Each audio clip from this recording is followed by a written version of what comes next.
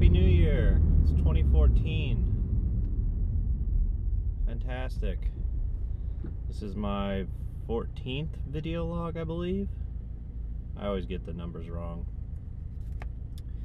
It's 3:20 in the afternoon. I got nothing to do, so I figured I'd drive around, make a YouTube video, get some E85, and yeah. So the topic for this video log is driving the FRS daily, or playing in traffic. Now, I've had the car for over a year. Started out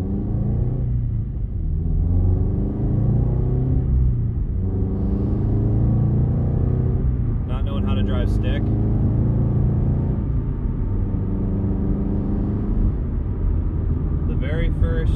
The first time I've ever driven a car, a stick car, a manual, on the road, public road, was driving this car off the lot.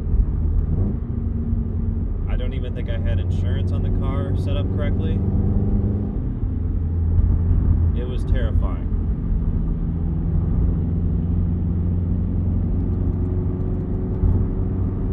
And now that I've gotten used to it and I know how to rev match, I mean, I was terrified of the car. I did not want to drive it. I was scared to drive it to work. I still had my automatic Mustang, so it was easy to just be like, oh, I won't drive it today because I'm really scared. I don't know how to drive stick. And, you know, through forcing myself to drive it, because that's really what I had to do, because I was scared of it, I learned how to drive. Those first 3 months, terrifying. I didn't know how to downshift. You know, I'd let it out and I'd try to downshift and I'd just completely screw it up.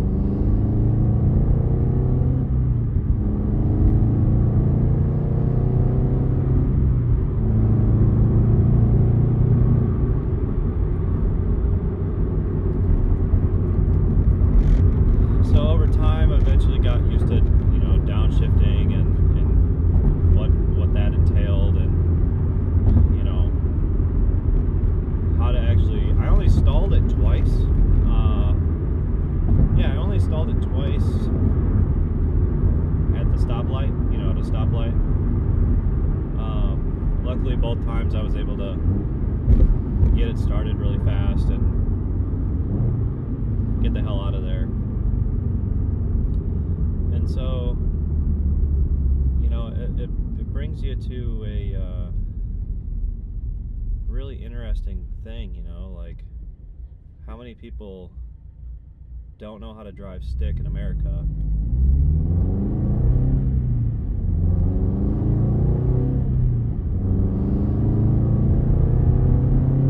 And then refuse to learn and just buy automatic sports cars. It's like, oh, I heard it was difficult to drive stick, so I'm not going to drive stick. I'm not going to learn. I'm just going to buy a car based on what someone else has told me. You know, like, what? You're going to make the biggest decision of a car based on something you have no experience with. It just doesn't make any sense.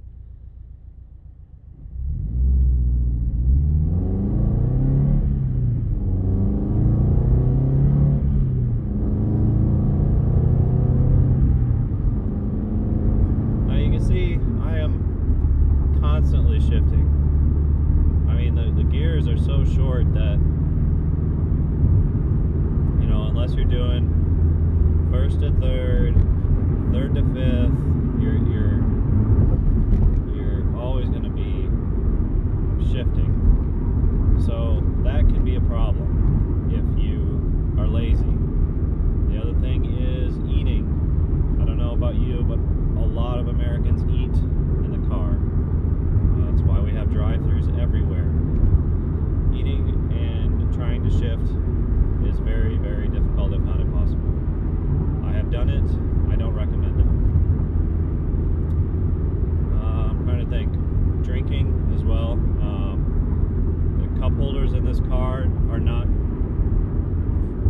got one in the door down here. You got one in that door, which surprisingly, the car is so skinny that you can actually reach that one if you reached over there. You've got two, which I've taken out right here, and so they're behind you. So you're trying to like get behind here to put it away to shift. It's not a very ergonomic setup. It's the door. So, you know, those are some marks against shifting.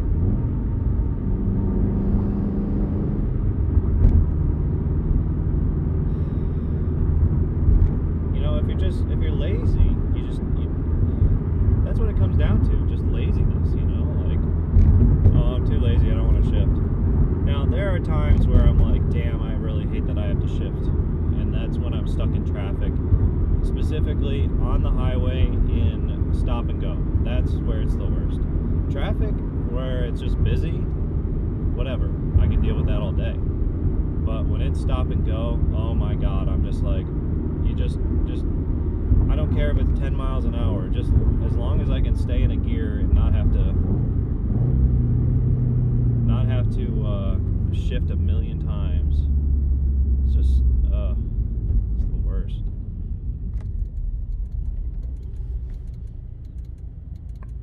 But any other moment that I'm driving this car, I'm like, I'm so happy I have the manual, because if I had the automatic, I'd hate myself. It'd be just so boring. What's the point? Why buy an automatic sports car? I mean, sure, buy an automatic truck. Maybe, you know, just a regular pickup truck or an SUV or a sedan or a people mover, you know, something that, you know, you treat as an appliance. But anything that you need to have some feedback on, you know, what are you doing? Why are you buying a automatic?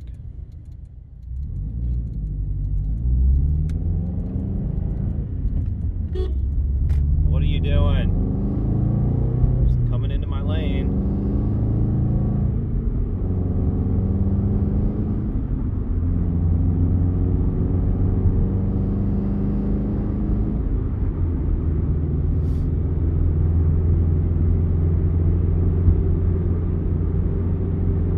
The other thing is, currently, if you're driving an automatic and you're trying to soup it up, there just really isn't any good tuning capabilities. They haven't been able to crack the computer that runs the torque converter and the transmission. So they're currently unable to increase the shift firmness and stuff like that. So that kind of sucks. It is still a wet torque converter, so it is a slush box. It's not like it's a dual clutch system. Now, a dual clutch would be awesome, or single clutch, whatever. But the current setup, not so much.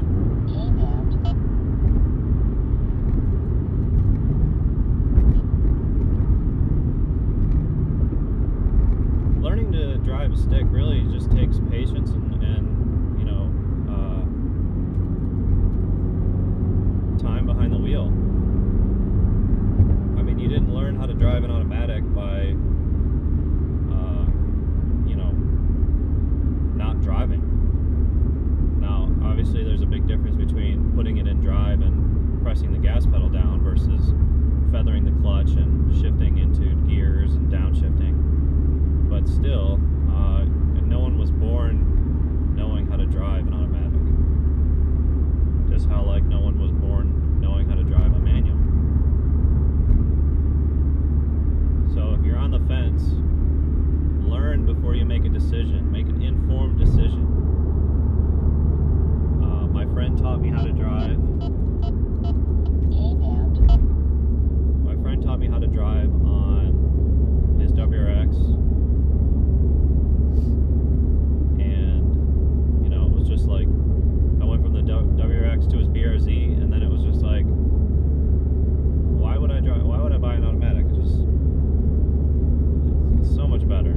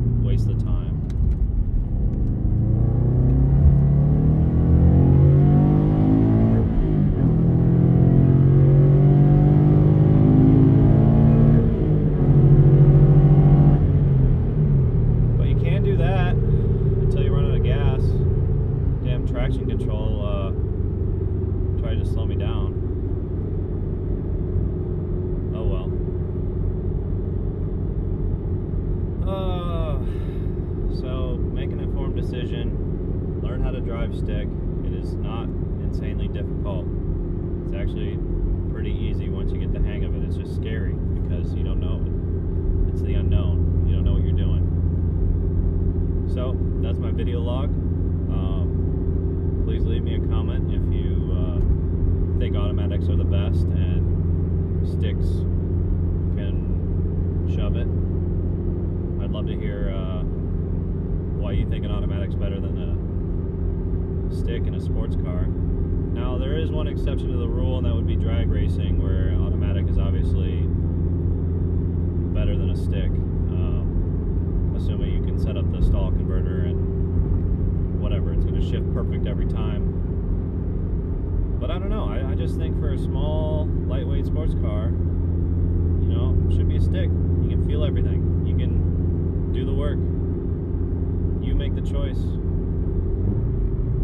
Dual clutch is kind of a nice hybrid, but